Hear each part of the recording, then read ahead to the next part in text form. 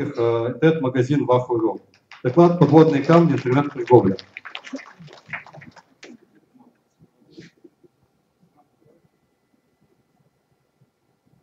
Доброе утро. Слышно меня? Замечательно. Надеюсь, все уже проснулись, я пока еще нет. Поэтому, если что-то будет не так, извините.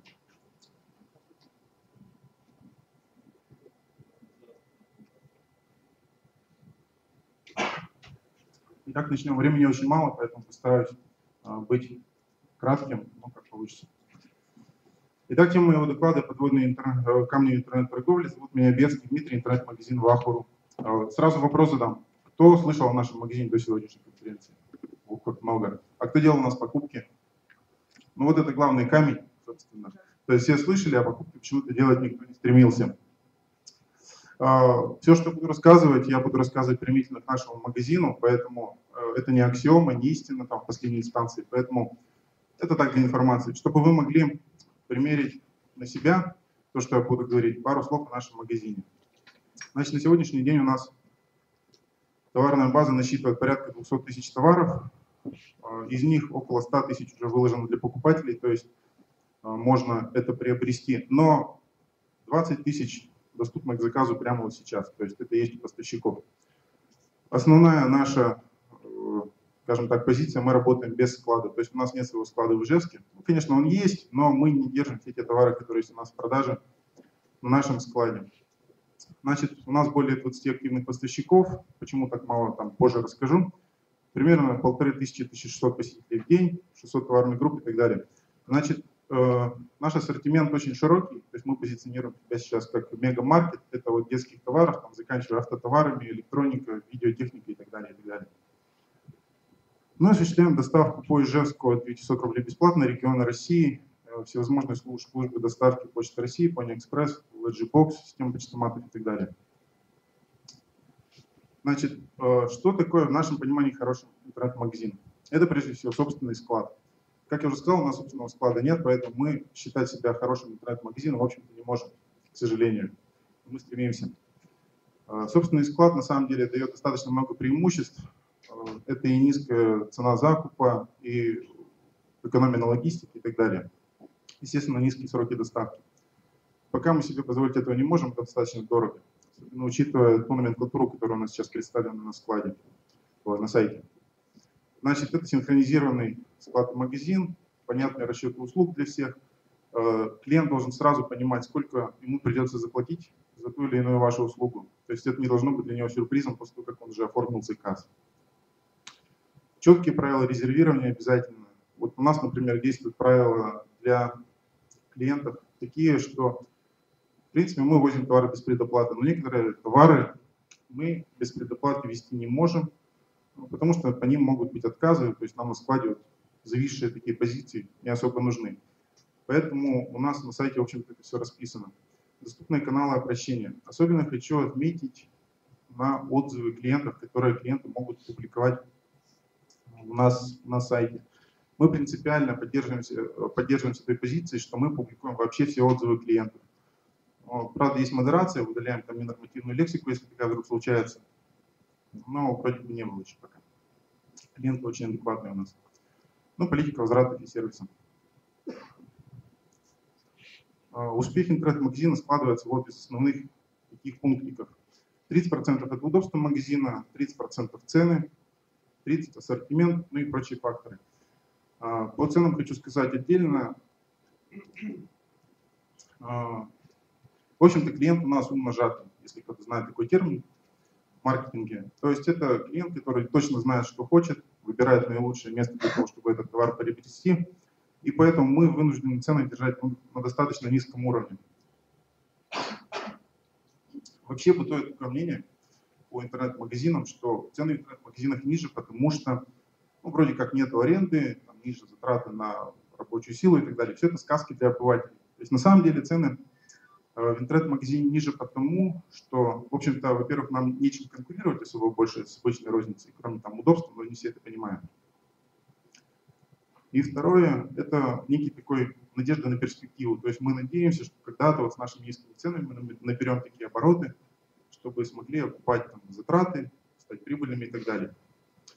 Вот. К сожалению, вот это так. Хотелось бы цены держать выше, но мы, к сожалению, себе позволить этого не можем. Те, кто заблуждаются по поводу того, что интернет-магазины очень прибыльная вещь, вот я сделал этот слайд. Изначально многие строят такие наполеоновские планы по захвату мира. Думаю, что сейчас вот они сделают интернет-магазин, все, клиент попрет, деньги покатятся, повалят рекой, там мешки надо будет складывать. Ничего подобного. На самом деле интернет-магазин — это достаточно такая хитрая штука, это сложный бизнес, во-первых. Достаточно трудно настроить его таким образом, чтобы он приносил прибыль. Поэтому, когда вот мне на прошлой неделе позвонил одноклассник, говорит: знаешь, я хочу сделать интернет-магазин, ты там скажи мне пару слов, куда обратиться, что сделать, вот я завтра откроюсь. Он говорит: ты знаешь, это такая штука, лучше не лезь в нее, если ты не знаешь точно, что ты хочешь делать. Проблем достаточно много в интернет-торговле. Вот я очень кратенько нарисовал здесь такую структурку, схемку интернет-магазина типового. Ну, как видно, вот из этой схемы уже понятно, что магазин достаточно такая сложная штука. Каждый из отделов, который здесь нарисован, должен работать очень четко и без боя. В случае, если хотя бы один из вот этих вот кружочков дает какой-то сбой, все, интернет-магазин перестает выполнять свое прямое назначение. Ну, кратенько расскажу о некоторых из этих разделов. Значит, маркетинг — это краеугольный камень интернет-торговли. Во-первых, если вы делаете интернет-магазин, сразу забудьте об обычной рекламе, такие как радио, телевидение, билборд. В общем, вся та медийная реклама, которая обычно работает в обычной торговле, оффлайновой, здесь, к сожалению, не работает. Вот по нашему опыту, вваливаешь рекламу там, 100 тысяч в месяц, продажи идут на таком уровне. Не вваливаешь в рекламу деньги, продажи все равно на таком же уровне. Ничего не меняется абсолютно. Зато очень здорово работают любые виды интернет-рекламы. Это баннерная реклама. Вот рассылки хочу остановиться подробнее. Мы, конечно, не противники спама, но вот что ни говори, эта штука здорово работает. То есть можно ввалить деньги там в радио, в телевидение. Телевидение, кстати, тоже работает, просто не окупает себя. Рассылку. Если вы делаете рассылку, то первый заказ после проведения рассылки уже через 10 минут все, у вас есть первые клиенты. Но это реально, это факт. Конечно, рассылку лучше делать все-таки такую, чтобы это был не просто спам, а какая-то информативная штука. Мы, например, рассылаем своим клиентам коды, которые дают реальные деньги на покупки в магазине. Ну, то есть клиент, в принципе, рад, он получил подарок, не особо ругается, что мы разослали спам. Вот. Ну, в общем, все довольны. СМС-рассылки тоже классно работают, кстати. Значит, SEO-оптимизация. Вот лучше вложить деньги в это, на самом деле, чем в медийную рекламу, потому что это реально сразу поднимает ваш интернет-магазин в поисковых запросах. То есть вот достаточно просто исправить ошибки на своем сайте, изменить какие-то фразочки, текстики, бах, все здорово. Ваш магазин уже на первых рядах в Яндексе. Яндекс.Маркет — это обязательно. То есть если вы делаете интернет-магазин, вот Яндекс.Маркет, что я нажал? Яндекс.Маркет — это то, на что нужно обратить особое внимание. Правда, это как наркотик. Вот сядешь на эту иглу, потом уже не слезешь. То есть если Яндекс.Маркет вырубается по какой-то причине, количество заказов сразу падает. Суммарно Яндекс.Маркет приносит примерно 10% всех заказов, которые у нас сейчас есть. В общем, штука достаточно полезная. Единственное, когда вы там выставляете, вы, конечно, должны быть уверены в качестве своего сервиса, потому что те отзывы, которые есть на маркете, вы уже модерировать никак не сможете. Соответственно, если про вас напишут какую-нибудь гадость, ну уж извините, сами заслужили. Дальше здесь вот я так схематично обозначил такие карточки, некого такого абстрактного интернет-магазина. Это халява, которую раздают нашим клиентам, ну, которую мы раздаем нашим клиентам. Халява может быть всевозможной. Суть такая, чтобы клиент, потенциальный клиент, узнав о вас, в ближайшие 3 минуты имел возможность добраться до компьютера. То есть, если он услышал рекламу в радио, все это не работает. То есть, примерно после того, как человек узнал о вашем магазине, он должен в течение 3 минут иметь возможность добежать до компьютера, грубо говоря, вбить адрес. Поэтому работают все виды интернет-рекламы, потому что человек уже непосредственно за компьютером. Либо какие-то вот такие подарочные вещи с фирменной символикой. То есть то, что клиент не выпросит, оставит у себя. И потом, может быть, подойдя за свое рабочее место, наберет ваш адрес. Ну, значит, отдельно я обозначил Google AdWords и Яндекс.Директ. Так вот, посерединке между да и нет. Штука, в принципе, хорошая, работает. Но надо отдавать себе отчет, что Яндекс.Директ, например, стоит использовать только тогда, когда вас еще никто не знает. Если вы уже такой интернет-магазин, который обладает каким-то именем, то Яндекс.Директ будет просто кушать ваши деньги. То есть те же самые ваши клиенты будут переходить к вам на сайт, используя не прямой заход или поисковые запросы, а тыкая на вот эти ссылки Яндекс.Директа, которые появляются у вас на экране. Стоимость одного нового клиента на Яндекс.Директе у нас получалась порядка 2200 рублей. То есть можете себе представить, что за каждого клиента вы должны заплатить 2000. Но это непомерно дорого. То есть вот эти вот инструменты, они хороши, но их надо использовать все-таки с умом. Так, что можно сказать по технической части? Во-первых, не наступайте на наши грабли, на которые мы уже наступили. Используйте во всем готовое решение. Прежде всего, это относится к движку. Разработка нашего интернет-магазина на сегодняшний день обошлась точно больше 10 миллионов рублей. То есть это деньги непомерные. Поэтому лучше купить за 20 тысяч рублей готовое решение. Да, пусть оно будет не идеальное, пусть оно будет примитивное, но оно будет работать. Вы должны зарабатывать деньги уже сейчас, а не тратить их. Хороший интернет-магазин – достаточно сложный продукт, который писать самостоятельно, вот мы уже видели, что не стоит, просто поверьте мне.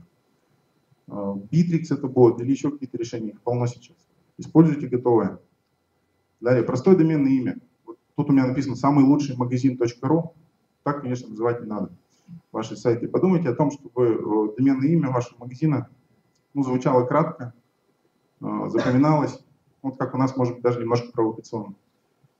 Ваху. Я спрашиваю, что это такое? На самом деле это просто рыба такая. Используйте внешний платный хостинг, дабы какие-нибудь электрики, которые работают на соседних домах, не обрушили всю вашу торговлю, как у нас это часто бывает. К сожалению, мы тоже не используем внешний платный хостинг сейчас. Уделите обязательно внимание юзабилити. Хочу рассказать маленький случай. После очередной переделки нашего дизайна вдруг мы обнаружили, что у нас какие-то проблемы возникли у клиентов, заказы не идут, что-то, идут, но мало. Не могли понять, что такое. Наловили несколько человек на улице, поставили видеокамеру, посадили их перед монитором, сказали, купите телевизор в нашем магазине.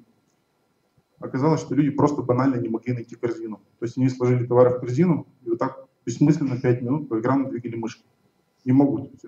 Ступор. Вот такая вроде как мелочь, а просаживает все. То есть такие вещи нужно обязательно отслеживать. Ну и максимум автоматизации мимо человеческого фактора, это понятно.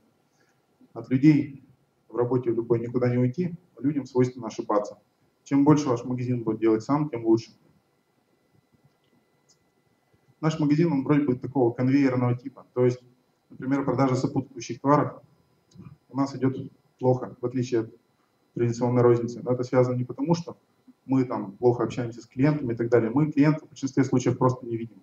Его видит только курьер. Сопутствующие товары, на которых делается основная маржа, должен продавать магазин. И от того, как вы сможете это автоматизировать, в общем-то, зависит успех вашей торговли. Дальше кратко о выборе поставщиков. На самом деле это очень большая проблема. Так как мы работаем без склада, товарная база, в общем-то, достаточно велика, мы вынуждены выбирать таких поставщиков, которые могли бы нам предоставить ряд сервисов. Это, во-первых, наличие адекватного прайс-листа.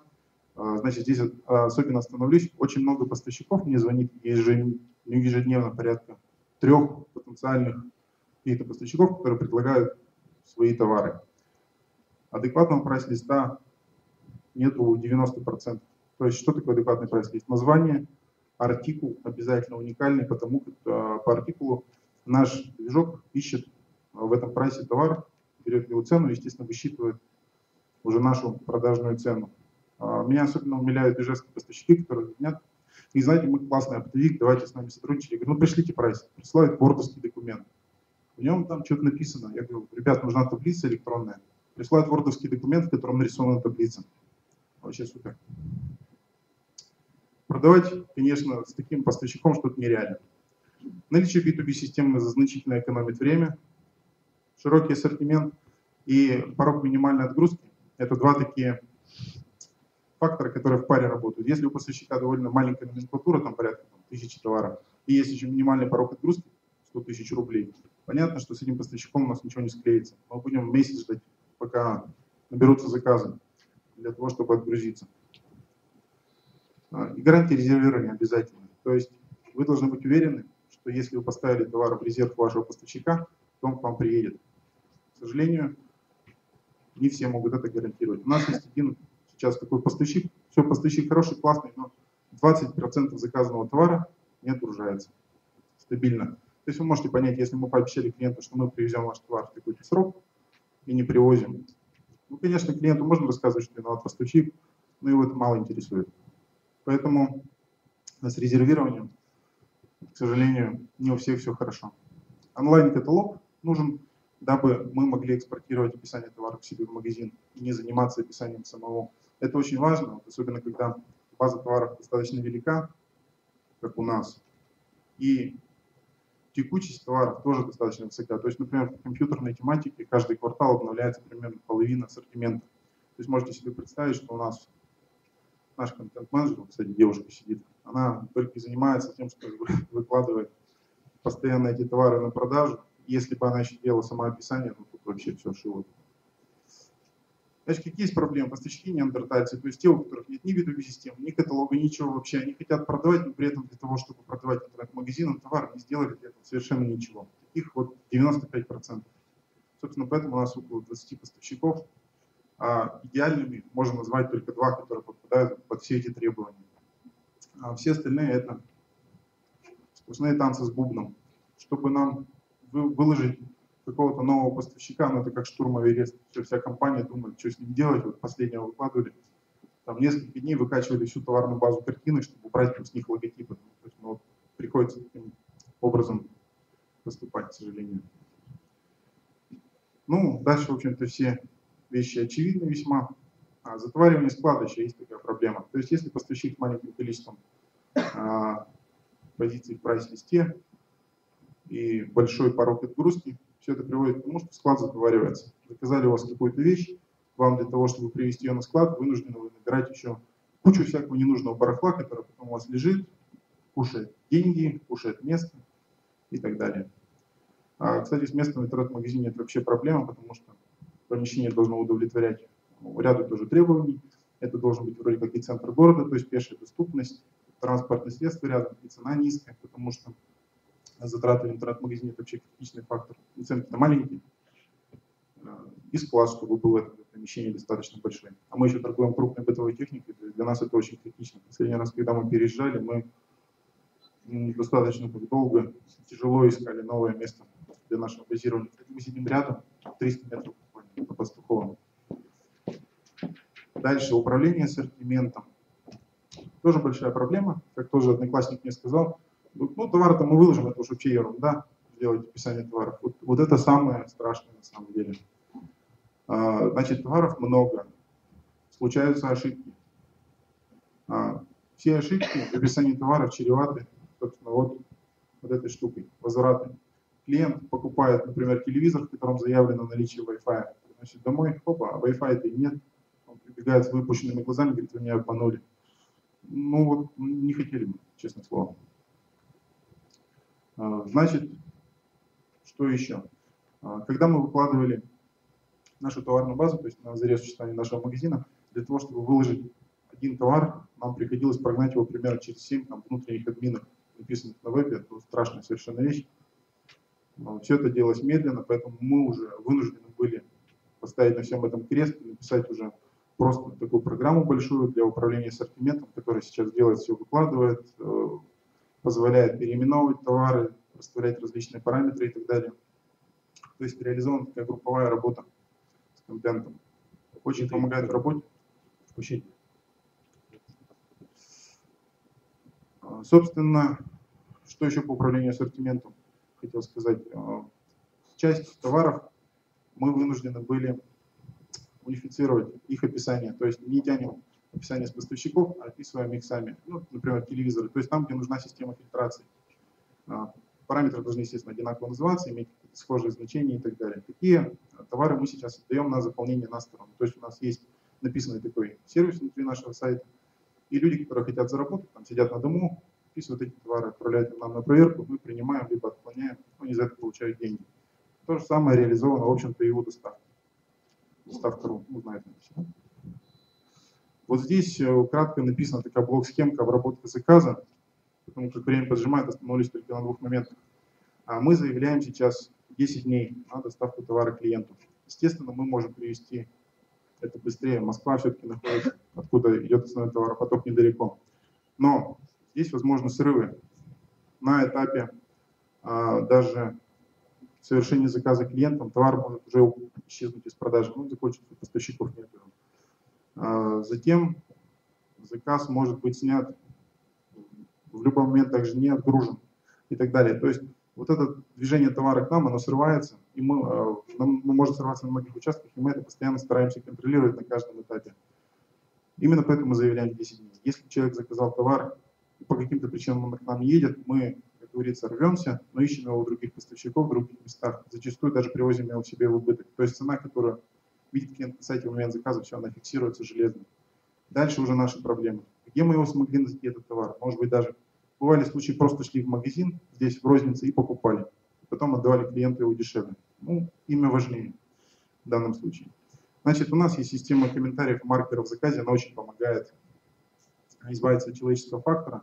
Мы видим все движение, заказы, по которым заканчиваются сроки, они у нас там вываливаются красным, звенят о том, что пора бы уже с этим заказом что-то делать, сроки кончаются. Ну и система маркеров помогает нам также еще ранжировать наших клиентов. Значит, вот кратко уже работа по претензиям, последний слайд. Значит, вы, конечно, можете действовать согласно законодательству. То есть, если есть товары, которые не подлежат обмену и возврату, вы, конечно, можете клиента отправлять полем и лесом, это ваше дело. Но все-таки вот мы, например, наших клиентов любим и зачастую меняем даже те товары, которые не подлежат возврату. То есть, если клиент хочет отказаться от товара, мы принимаем решение в пользу клиента. Зачастую, не всегда. На самом деле, клиентский экстремизм у нас достаточно редкое явление. Наши клиенты все очень адекватные люди, образованные. Ну, понятно, что раз покупают в интернете, то есть вот таких вот людей, которые явно хотят нам насолить, что-то такое сделать, их очень, очень мало, предельно мало. То есть даже судебное дело у нас было всего одно. Когда с клиентом что-то выяснялось, ну, в основном все решается полюбовно, клиент обычно доволен.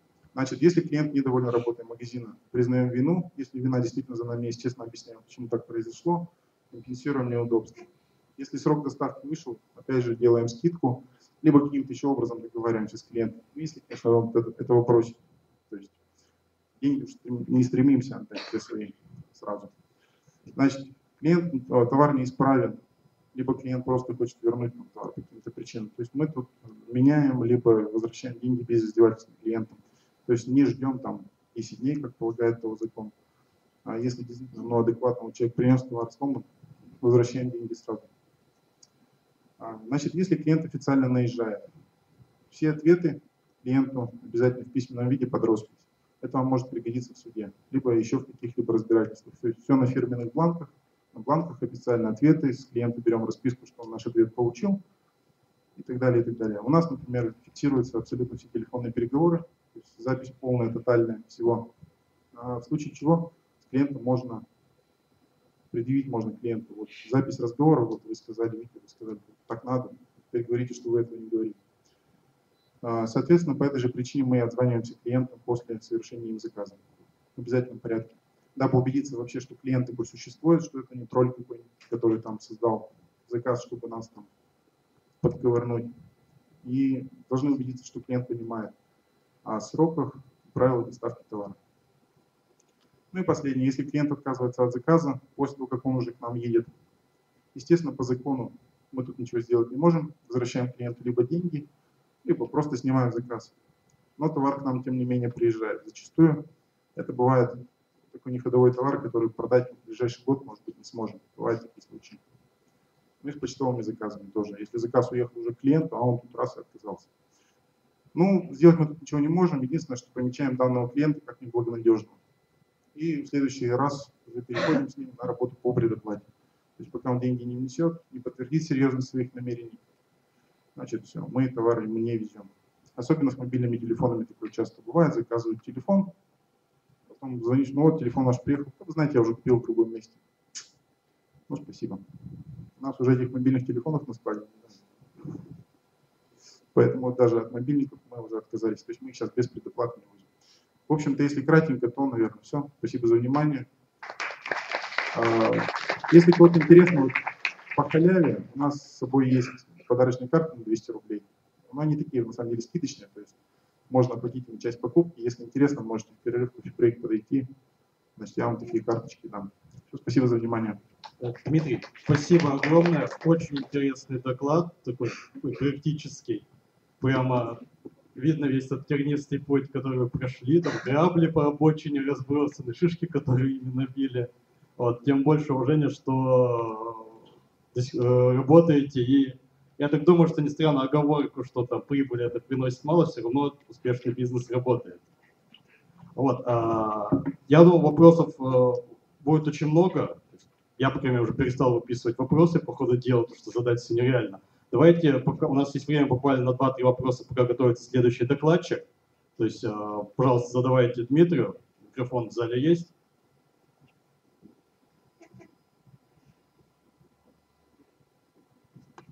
Здравствуйте, Дмитрий. Хотел спросить, как вы рекламировали свой магазин в офлайне? Соотношение офлайновой и онлайновой рекламы. Значит, в офлайне у нас была реклама на радио, были билборды, если кто-то видел. Больше всего мы ввалили денег в радио. На самом деле по телевизору реклама была уже так, сколько смогли себе позволить. На самом деле телевизионная реклама сработала хорошо, радио больше сработал на имидж. И как сработали баннеры, вообще непонятно. То есть вот эта медийка, наружка и всякое. Достаточно плохо. В онлайне нам реклама обошлась значительно дешевле, принесла гораздо больший эффект. Последнее, что мы сделали в плане маркетинга в онлайне, это мы провели SEO-оптимизацию. Процедура тоже достаточно такая дорогостоящая, там десятками тысяч рублей исчисляются суммы. Ну, это, наверное, самое эффективное, что нам было сделано. И очень неплохо работает реклама баннерная на ижевских ресурсах. А вот из второго ряда вопрос.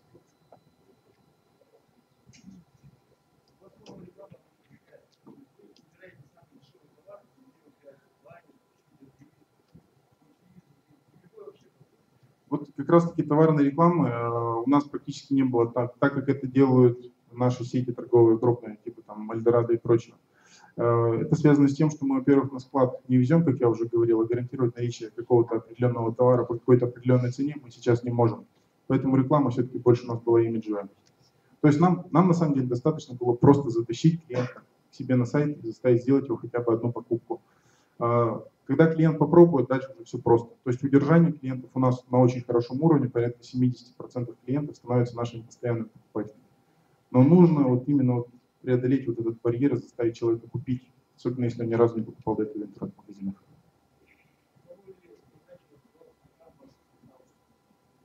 Социальные сети, знаете, вот они не работают у нас вообще, в принципе, применительно к нашим магазинам. И слышал, что по стране, в общем-то, тоже все не очень хорошо. Поэтому через социальные сети мы не разговариваем. Мы на самом деле раздавали наши карты через сеть магазинов Фиштрейдинг. Там при определенном пороге покупки выдавалась карта. То есть вот это хорошо очень работало. То есть любая халява в любом виде, содержащая адрес нашего сайта, здорово работает. Да, все в халяве. Народ очень любит халяву. Здравствуйте, меня зовут Кирилл. Вопрос следующий. Вот ассортимент товара, его либо легко, либо не так легко набить, но так или иначе он есть. А откуда вы получаете информацию, когда товар устаревает у поставщика, то есть его вообще, то есть как вы знаете, что товар нужно изымать из ассортимента? Спасибо. Мы товары из ассортимента никогда не изымаем, они, слава богу, исчезают оттуда сами. То есть если он пропадает у поставщика, продажа автоматически исчезает у нас. То есть у нас идет жесткая синхронизация нашего интернет-магазина со складом поставщика. То есть ежечасно происходит такая процедура. Каждый час пересчитываются все цены, все остатки и так далее. То есть такая большая молотилка там стоит, которая обмолачивает вот эти прайсы наших поставщиков. Константин, вопрос такой, как вы считаете, на перспективу развития интернета и информационных технологий, какие будут более интересны потребителю магазины с широким ассортиментом или со специализированным? Конечно, магазины с широким ассортиментом гораздо интереснее покупателю, поэтому мы пошли вот по такому пути интернет-мегамаркета. Но прибыль приносит больше магазины все-таки с узким ассортиментом, узкоспециализированным. Цена закупа ниже, своя клиентура. В общем, они работают, скажем так, более прибыльно. Но за все-таки гипермаркетами будущее. Собственно, можно на нашу офлайн-розницу посмотреть, как это все происходит. То же самое будет в интернете, я так считаю. Все, я думаю, вопрос... Нет, Сейчас конверсия на нашем сайте составляет примерно 2,2%. Спасибо. Я понимаю, что вопросов много. Я надеюсь, Дмитрий, вы еще тут. И можно будет задавать еще вопросы, в том числе на кофе-брейке. Большое спасибо. Удачи в вашем бизнесе в дальнейшем.